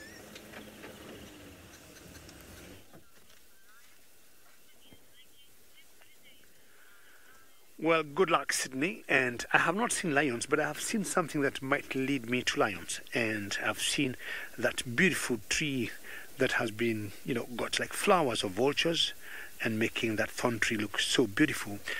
It's not normal to have so many vultures on top of a tree if definitely there is no kill nearby. Now, the only challenge is that tree is on the other side on what we call a laga, where I need to do a very big loop to get there. And I was just using my farlookers, and I saw so many vultures on top of that tree, which might translate to some kill somewhere. And of course, if there's a kill somewhere, most likely the killers are not very far. And if they're there, there's only one possible candidate, that will be the sausages. Well, most of those are what we call African white-backed vultures, as much as they're far. And I'm looking on any of those trees there. They could be lying under like that huge fig tree there, and most likely they must have been killed before. Let's go to Hukumuri as a getaway to get close to those vultures and go and explore that area. Well, as you can see, Hukumuri's entire body language has changed all of a sudden. He's gone from sort of moving slowly and scent marking and ambling along to a very focused, very sort of kind of keen look about him. I don't know what he's stalking at the moment. He's just slowly going forward. I can't see anything myself. Unfortunately, I've got this tree right here, so now I want to just try and see if I can quickly... He's kind of broken his stalk now and his scent marking, so whatever it is must have moved off. I don't know what it was that he was kind of looking at. So you see he's now kind of changed his gait completely. So I don't know if he maybe thought he saw something and then got closer and realized, hang on, that's not actually what I was looking for. Or if it was potentially, I don't know, maybe it ran away. Maybe it was something like a little steenbok that saw him and bolted or something like that. It does happen. There's that popcorn smell again. So, Lauren, why they twitch their tail when they're concentrating is probably kind of comes through when they are younger. So it's probably a visual cue that they learn from their mothers. Their mothers, I would think, I mean, this is just a theory, I don't know this for sure, and this is what my opinion is that when these guys are busy stalking, or when the females are stalking and they're cubs, that little tail twitch will basically tell the cub, listen, I'm busy now, you need to stay still so that I can get into my work and be able to hunt or to try and focus and concentrate on something. And it kind of is a visual cue to the cub to behave itself, if that's the right word. I mean, it might also just be complete coincidence and it just kind of happens, but that would be my kind of take on it, is that there's this kind of cue that is given, and so when the cubs are small, they learn it from their mother, and it's irrespective of if they're male or female.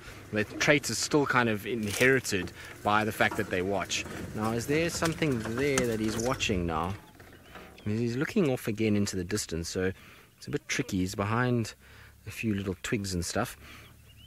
I'm surprised he's moving. It's still very humid at the moment. The sun is gone. It's gotten quite kind of clammy, and you can see he's breathing quite fast and mouth is open as though he's almost panting a little bit, and I'm not surprised because it must be quite warm for him as he kind of moves around through here, particularly if he's sort of stalking and trotting along and the various other things that he ends up doing. The only problem is he's moving a lot faster than I would like him to move, because we are supposed to be doing a rehearsal this evening, and he looks as though he's going to be, if he keeps this pace up, gone long before that even starts. He's going to go back into the west. Oh, you silly cat. Are you knocking off bark onto your own head? That was very awkward. That was not very cool. That wasn't the coolness of a big dominant male leopard, that's for sure. Right, David, we're going to have to reverse a little bit, I think. Actually, no, wait, we've got a nice path going forward here. It's a very difficult area to negotiate again.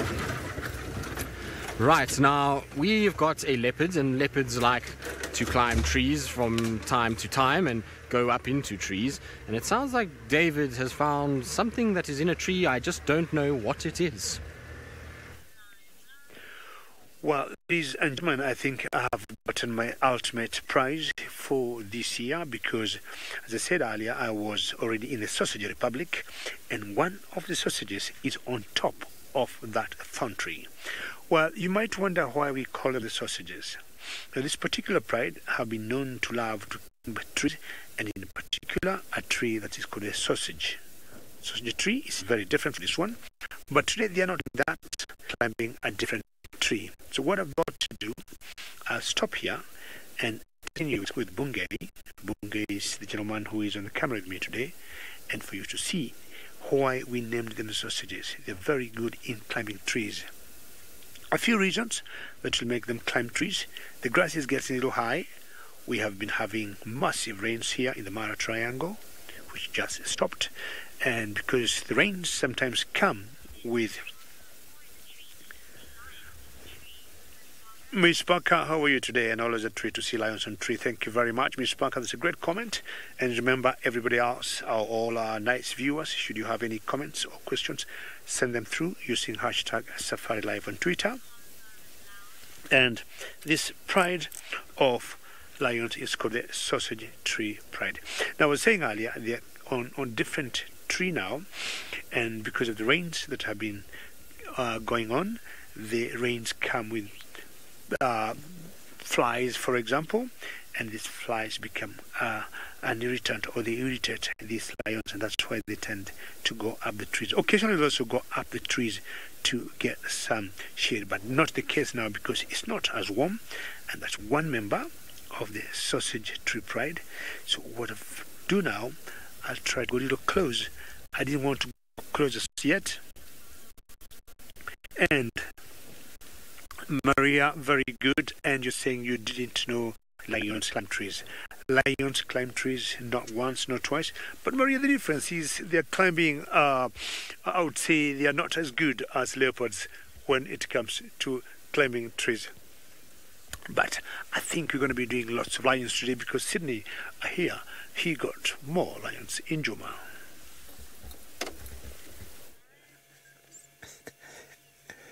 I am having them now here. I managed to win the battle. Here you can see, here are they.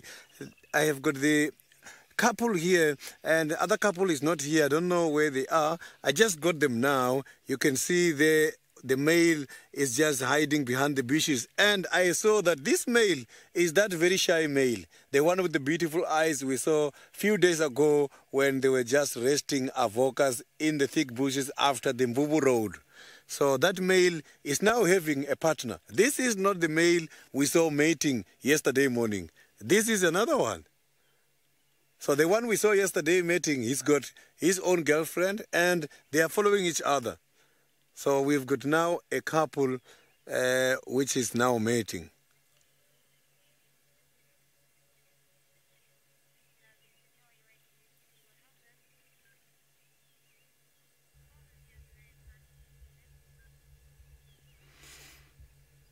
This is quite a beautiful sighting. Oh no, this is the couple I saw yesterday. Now I can see that a smiley on the side of the male there. You can see there. I can see from that smiley, I can tell this is the one I saw yesterday morning. The one with the beautiful eyes is the one who is not here at the moment, but is also committed with a mate as they've been spotted this morning. So I can see the smiley on the face of that beautiful black-maned male.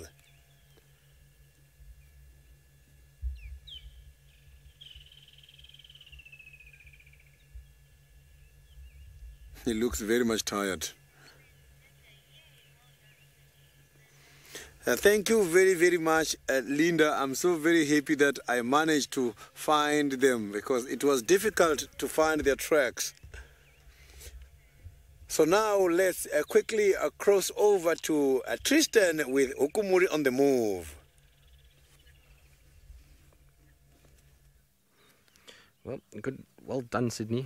Good to find those lions in a rather dense, thick bush. I know exactly where, Sydney, you've been tracking them, so it's not very pleasant in there. It's where Tandi and Kalamba have spent a lot of time, and unfortunately, this area is not very nice either. So both of us, unfortunately, are being dragged through the thickets a little bit by, well, I suppose he's now stationary. Luckily for him, we're still being dragged quite quickly through the various thickets by Okumuri at this stage. So hopefully he's going to eventually start to settle down. Now, the tricky part about where we're driving is not so much actually the bush itself, it's more the aardvark burrows that have been put in place here.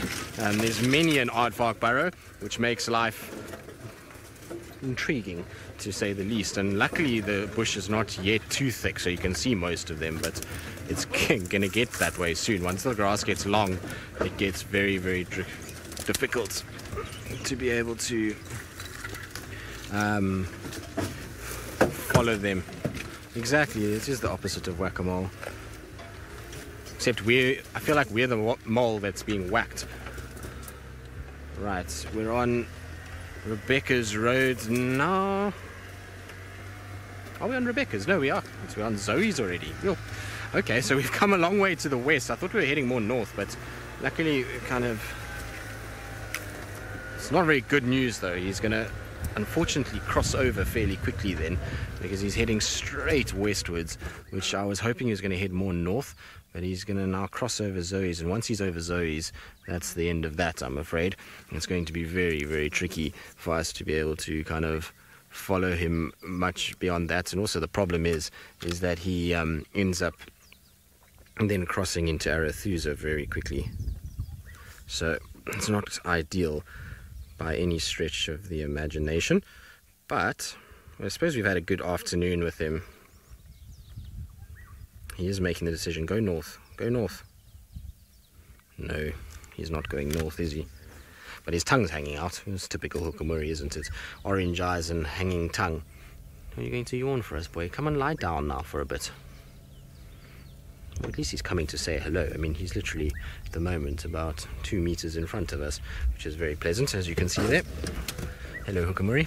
Very cool when they do this. I love it when leopards walk past. There's nothing better in the world than when you get a leopard kind of ambling within 2 meters of your car. I mean, there's something very, very, very special about it, and the kind of the beauty that you get to see when they're as up close as that is very cool. You can get to see like almost all the little fine hairs that run through the spots. It's a special kind of experience to be that close, and you can actually see all the details in the whiskers and various other things. So I'm really hoping that he's going to go to have a little nap soon, but it doesn't look like that's the case. It looks like he's more in kind of hunting mode than anything else, and that's going to drag him far further to the west. Right, now Hukumuri is not lounging about, he's not taking it easy and is moving, but it sounds like David's lion has gotten itself into a rather precarious situation in a thorn tree, and well, it's still stationary up in the tree. Well, it's such a great afternoon to have seen Hosanna, I guess, earlier, and Hukumuri, and now the Sausage Pride. How fantastic. Now, this member of the Sausage Pride is the one I was talking about, and you can see how she is breathing, or let's see how she's panting. Now, look at how precarious she has positioned herself there. I will not be able to explain how, in the condition she is in, she has taken that position. One, I think she's trying to get her belly as comfortable as possible, because that belly is very swollen, and not only is she having a few pounds of flesh in it, she got some cubs in her belly. Now, in this pride, there are 5 females, and 2 of them are pregnant. We haven't given a name to this one, and the other female that's pregnant is called Kingtail, which is hiding somewhere lying on the grass. But this is the one I have always expected to have popped her cubs much earlier than Kingtail. And today I'm gonna request for a poll to all of you. From what you see there, let's estimate how many cubs. Let's just have an idea you think this female is carrying in her belly. The other day, excuse me, we did a poll with Kingtail, and the viewers, I gave between 1 and 3, and asked the viewers to tell me what they think, how many cubs do they think are in that belly, and 55% said 3. Now I'm going to show you this belly again of this particular one female of the Sausage Tree Pride, and you tell me how many cubs do you think she would be having in her belly. Questions, comments, please send them through #SafariLive on Twitter. We like hearing from you. We are very interactive, and that way makes our drive very exciting. Now, the other 3 girls of the Sausage Pride are lying somewhere on the grass there. Daniel, that is very exciting, and you think gravity might help, because Daniel, I mean, I had very wrong predictions for the last 3 weeks, and every time I've been giving that female 3 days, 2 days, 1 day to have dropped her young ones, and I'm surprised every time I come she is still pregnant, as she has been for the last I don't know how long. Daniel, they take 3 months or so to drop their young ones, and I guess maybe she just looked big, and I thought, I didn't know when she mated, and I thought it was time. Well, on top of that, on top of her, there's a vulture there. Can you see that vulture there? And that is a hooded vulture. And you remember earlier I was showing you some vultures on top of a tree, and I said chances are Those vultures are waiting for some meat somewhere, and there must be a kill. And if the killers could be around, it's only the sausages that would be here. Kathy, this is so gorgeous, and you're very right. Many people think lions do not climb trees. They do, and this particular pride, because they know it very well, they're very good in climbing trees. And you want to calm down. See how she's going to calm down. And like a leopard, a little jump. Excellent. Now look at that belly. Ladies and gentlemen, tell me, how many calves do you think are in that belly? I mean, I do not know. I do not want to encourage anybody or to influence any tweet. Hashtag SafariLive between 1, 2, and 3. How many calves, as she is going to have a wee break there, you think she's carrying? For those of you who could be joining us now, we're in the Mara Triangle in Kenya, and this pride is called the sausage tree.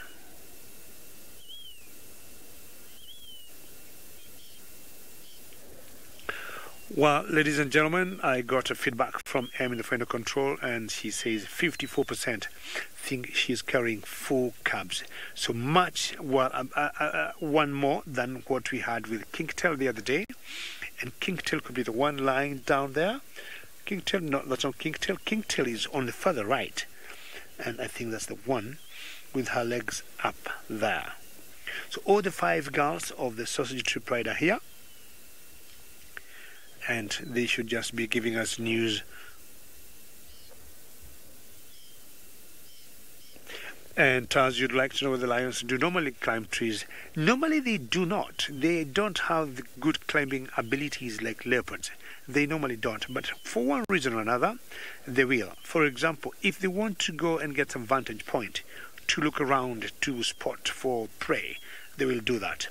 Again, as I said, should they feel irritated by flies in the grass, why not? They'll go up the trees to run away from the flies. Number 3, should they want some nice shade or going on top of the tree which have very good or huge leaves, they'll always do that. So not that they do not climb trees, they do once in a while, but generally they do not. This is one pride I respect, is one pride I love.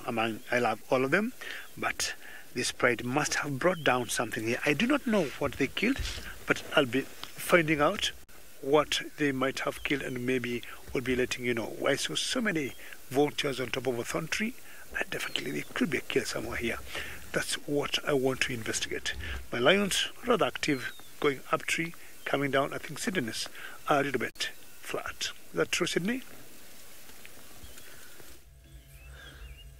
So you can see that my lions are very much flat. At least David's lions were up in the tree.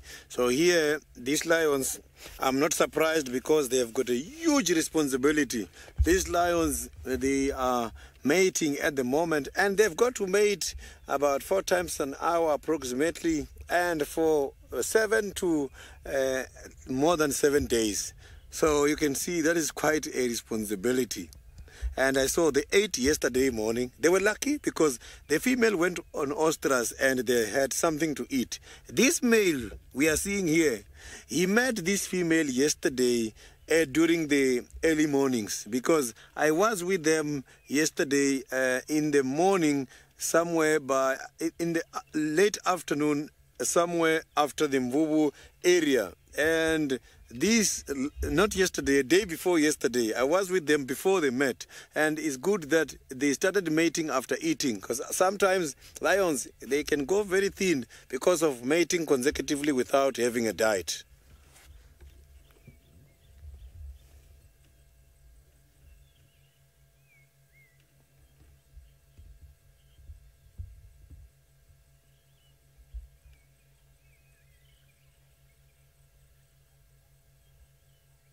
So you can see that the main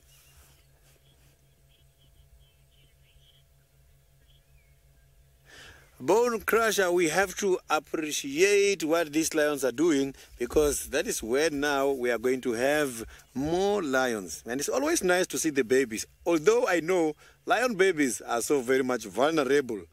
When the lion babies are still young, other males can come and fight and kill the babies. Apart from that, some of the records stated clear that the lions, when they're still young, they are vulnerable of other predators. such as the wild dogs. So now let's quickly cross over to Tristan and see Hukumuri again. Indeed, the new generation. It would be so nice to have, I was saying it this morning, it would be so nice to have little fluffy lion cubs once again. Hukumuri is still kind of moving about and still steadily in a westerly direction, unfortunately. He's looking for food though, you can see it. He's trying his hardest to spot things, and he's going to all the termite mounds in the hope that there's little warthogs around, maybe not even little ones. That's kind of what he's looking for. Every now and then he stops and kind of watches maybe a little duiker or a steenbok running away, but for the most part warthogs is what he's actually after. And so, you know, I'm hoping that he'll spot some at some point, because maybe it'll just slow him down a little bit and that he'll stay with us for a little longer this afternoon. But good news is now he's turned north quite heavily, so in fact almost northeast now, which is cool. So we're just going to kind of slowly sort of run parallel with him. Yes, Emma, we had a stern talking to him. Not that he listens, he's a bit of a rebel, is Hukumuri. He just does what he wants. Now, we had a conversation once when I was in the Mara, and Jamie was driving, and we were talking about what kind of ice creams leopards would like, and I don't think we ever did what Hukumuri would like in terms of ice cream. I'm not sure what his kind of ice cream flavor would be, but he would probably have something that's quite rebellious, I would imagine, and only for tough guys. What is a tough guy flavor? No, Emma. He's not a lemon gelato type of person. That's not how Hukumuri rolls. He's something crazy. That's what he likes. No, Rocky Road. Who did we say Rocky Road would like Rocky Road? I think we said Hosana would eat Rocky Road, or Tingana. I think one of those two. No, rum and raisin was what we said for Tingana. Bubblegum? No, he's too serious for that now.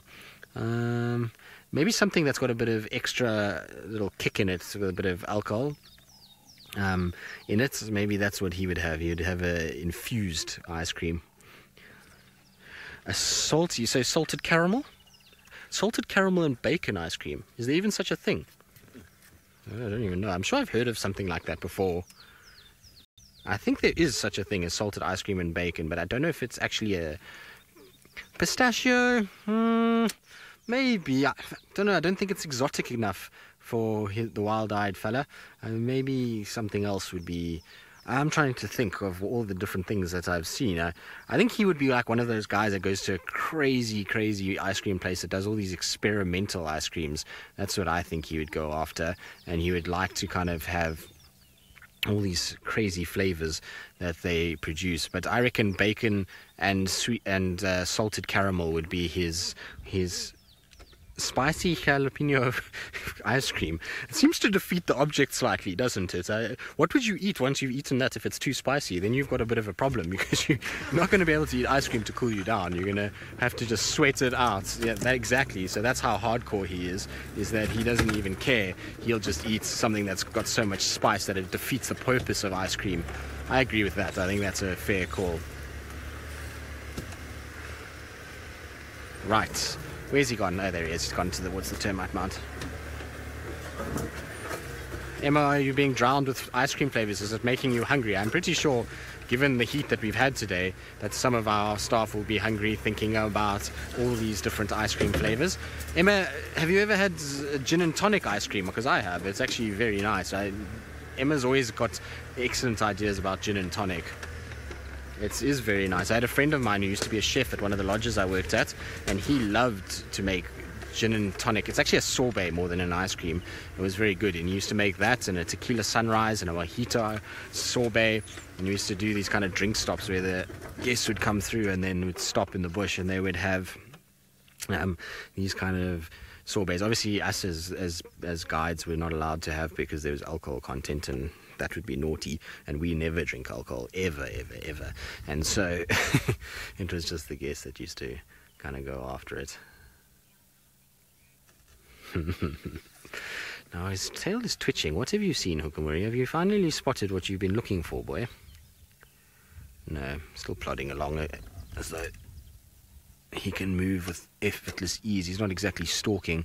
It's so strange. Some of the times he's been stalking and he's been kind of almost looking like he's going to pounce, and then he just stops and just kind of looks and stares and then starts walking. So I don't know what he's seeing. Maybe he sees francolins or something. I don't know. It's tricky to know exactly what he's after. But I would imagine warthogs would be his kind of prime target, given the way he's walking and looking at every mound as he goes. Okay, well, keep up with him. We'll negotiate another delightful block that we're in, and while we do that, back to Sydney, who's also in a delightful block of his own with the Nkuma and Vokamel. So the lions are still now on bed, and don't get surprised, I will be having some other vehicles coming to join me by this sighting. Hopefully these lions are going to maybe show us some actions. The only action they're going to show us is mating. I don't think they will be interested in any of the hunting, as now they are busy trying to breed. So the female has been lying down there. Since we have arrived, she's been just like that, and that male has been at the same spot. So maybe they are now just tired a little bit. They will carry on doing what they are here for, which is mating, as I indicated.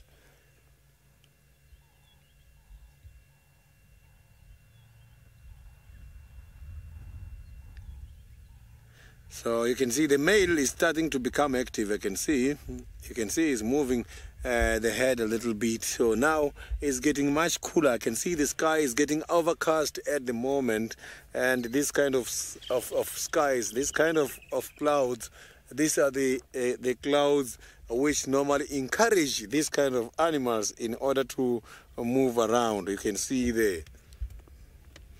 So at the moment, look at the male. You see he's up now. Let's see. Maybe he's going to show us some actions. Look at that.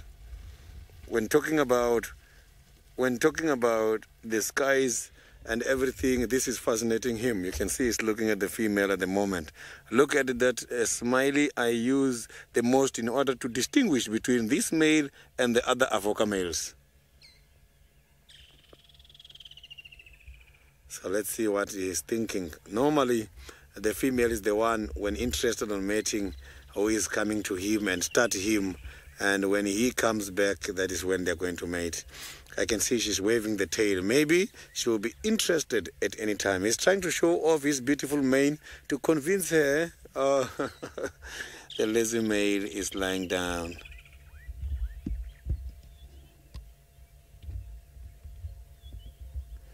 So the mating rituals of the lions is very much interesting, because they fight, growl, and they scratch each other. It's so interesting.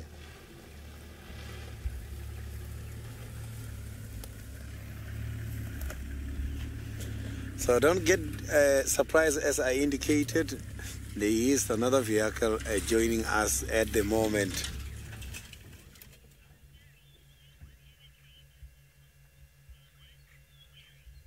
Gary, I did not copy your question very nicely. If you can repeat that.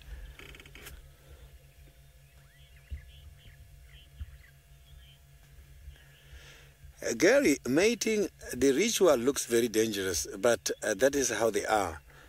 As I indicated here earlier, also yesterday, and maybe before a lot, the male copulatory organ, it is having some kind of bulbs. It has got the spikes, and these spikes are very much important.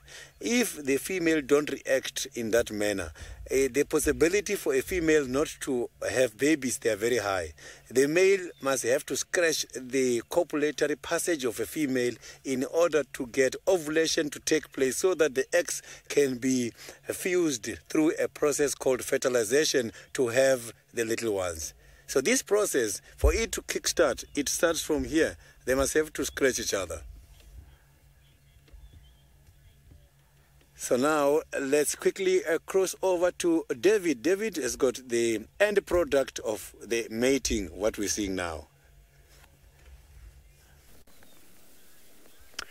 Well done, Sydney, but I'm now not doing more cuts. I'm doing what I call my golden moment. And every day when I'm lucky, I got two golden moments, one in the morning and one in the evening. And this is the sunset golden moment. I'll just keep quiet for like 10-15 seconds for all of you to digest the colors that you see there. And what a glorious sunset we have from the Mara Triangle.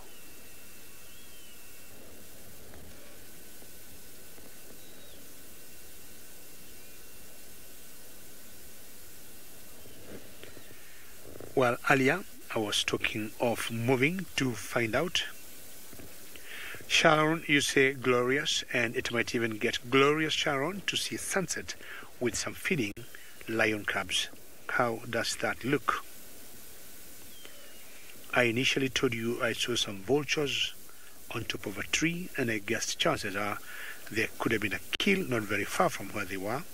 And if there was a kill, and then says like buffalo tent. And why I will always respect this particular pride of lions here, for those who are watching now, or those who might have joined us now, this is the sausage tree pride. They have done things I usually think not other many lions do. How playful those cubs they are. They brought down not only a dangerous prey, but a male.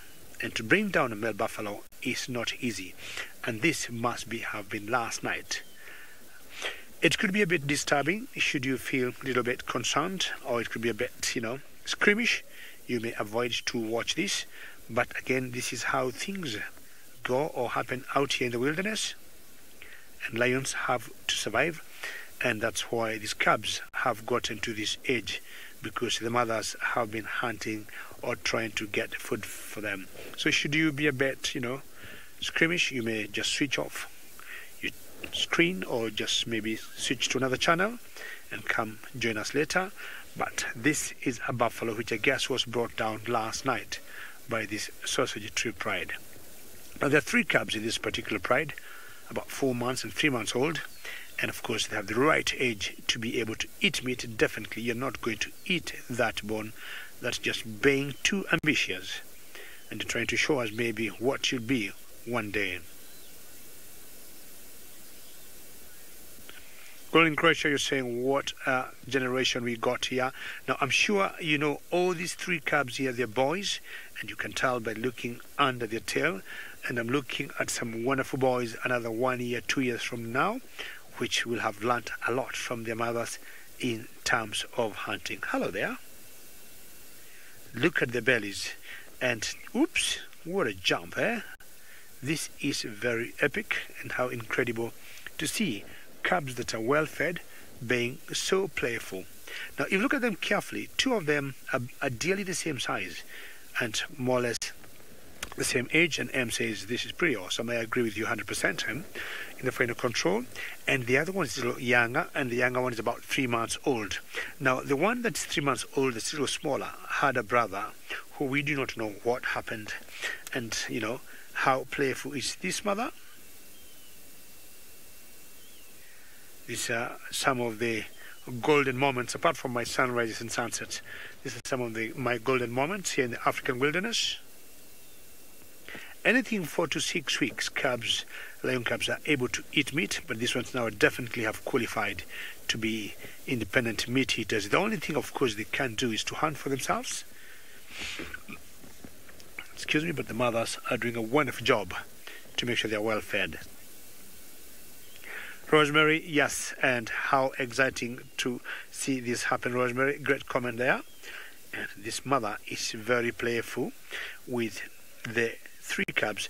Now, there are 5 females in this particular pride, and this is just one of them. And not sure this is Kinky, not Kinky, Limpy. Limpy is one of the females in this pride who have been limping for quite some time, but I think she is doing a lot better than a few weeks ago. How lovely. Lions are very social cats. You'll get 1 female just nursing, not necessarily her biological cubs, any other cub that belong to maybe a sister or a first cousin in the pride. My guess is this is Kinky. I'll be confirming to you. Once she raises up and she walks around, we can see her walking style. She limps a little bit, not Kinky, sorry, and my guess is this is Limpy. Kinky we can tell 100%.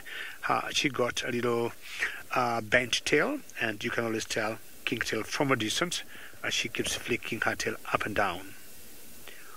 Limpy, will you rise up for us to see you?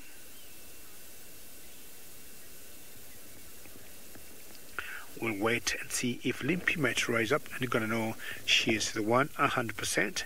These cubs are full of energy because they're so full and not sure what Hukumuri is up to. Our spotted cat just tried to chase a scrub hare and missed, unfortunately. Was very, very close. The scrub hare made it out alive just to the right of us. I don't know if you can see it, David. Just behind this little dead tree here is where the scrub hare is now run to. So Hukumuri tried to chase it. There it goes, bounding off now, trying to get away from where he was. That was very, very close. And out of nowhere, too. He just kind of went bounding forward, and the poor little scrub hare went from having a nice, relaxing afternoon to fearing for its life. Now, unfortunately, he's changed direction completely once again and is now heading back west. He was mobile steadily northeast towards sort of Zoe's road, but now moving a different way.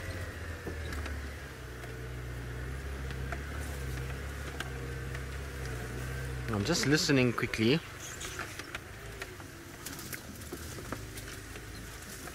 Sounds like a male leopard's just been found on Buffelshoek Cutline. I wonder if it's not Hosanna that's been found there. It'll be interesting to see who it is. It might be Tingy. I mean, Tingy was heading sort of in an easterly direction, but I mean, he came from Buffelshoek, so I would wonder if maybe that's not Hosanna that's in that area. But we'll have to, unfortunately, we don't have the time to get there now to go and see who it is. It's that time of the day, really, where we're starting to kind of finish up before we start our rehearsal. So we're just going to stay with the hook and see where he ends up and see what he gets up to for the rest of the evening. While we do that, though, back to Sydney to see what's happening with the lions. You can see the evidence that this male has been involved on a very serious fight. And yesterday morning we saw him full of blood here on the face. You can see quite a lot of scratch marks there, that he really proved his bravery before taking away this female. Oh, here comes the female now. Oh, maybe now they're gonna mate. You can see now he's coming again much closer. We might see something interesting here.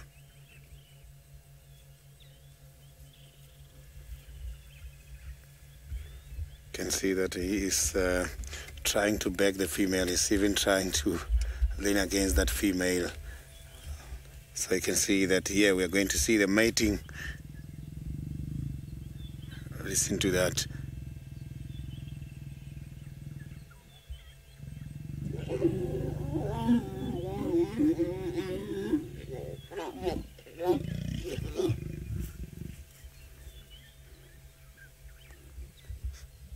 So you can see that the female was growling a lot as he was withdrawing his copulatory organ from here, a copulatory passage. So she doesn't have all the energy now to fight him back, but at least she did show some kind of level of aggression. You can see she's trying now to turn around, as it is painful to her when he's withdrawing.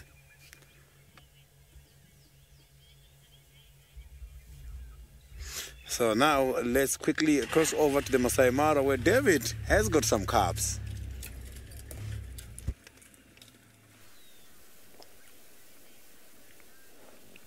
Well, after that mating, if maybe that female has conceived and all will go well, maybe slightly over 3 months from now, we might be seeing something like this. And I'm looking at maybe March or April of this year, we might be having cubs like this from that mating that we just saw there. Well, mine are 4 months old, so we are walking back to a couple of months when, of course, these females here mated with some 2 male lions that we call the Ondonyo pike, which we think are the fathers of these cubs here. And they have just made my day. 5 females in this particular pride. For those of you who would be joining us now, this is the Sausage Tree Pride, and there are 3 youngsters here, 3 cubs, 2 4 months, 1 3 months old, 5 females, and of the 5 females, there are 2 that are very pregnant, and we think they should be giving birth. I do not want to say when, but maybe in the next couple of days. Ooh, see how playful these ones are. we might be seeing some bundles of joy, new cubs coming in the new year. And if maybe each one of them, if we give them an average of 2 each, we might end up with 7 cubs. Well, Tanya, you say they're very naughty, and that is typical. And see that, Tanya? And apparently what, I'm sure, Tanya, I'm not sure whether you know, they are all boys, and you have always thought boy cubs are always more playful than girls. I'm not sure I want to say boys will be boys, possibly even for the lions. Boys will be boys, or males will be males. See their bellies, see how full they are. They must have eaten a lot. And well, ladies and gentlemen, what an afternoon, what a Saturday it has been from both Juma in South Africa and the Mara Triangle in Kenya. Leopards there and lions with Sydney. Me, lions here, and especially with cubs. I'm so full of joy. And I'll be saying on behalf of my colleagues, Sydney, Tristan, myself, and all the camera operators, we want to thank you very much and hoping to see you again tomorrow morning. Thank you and goodbye.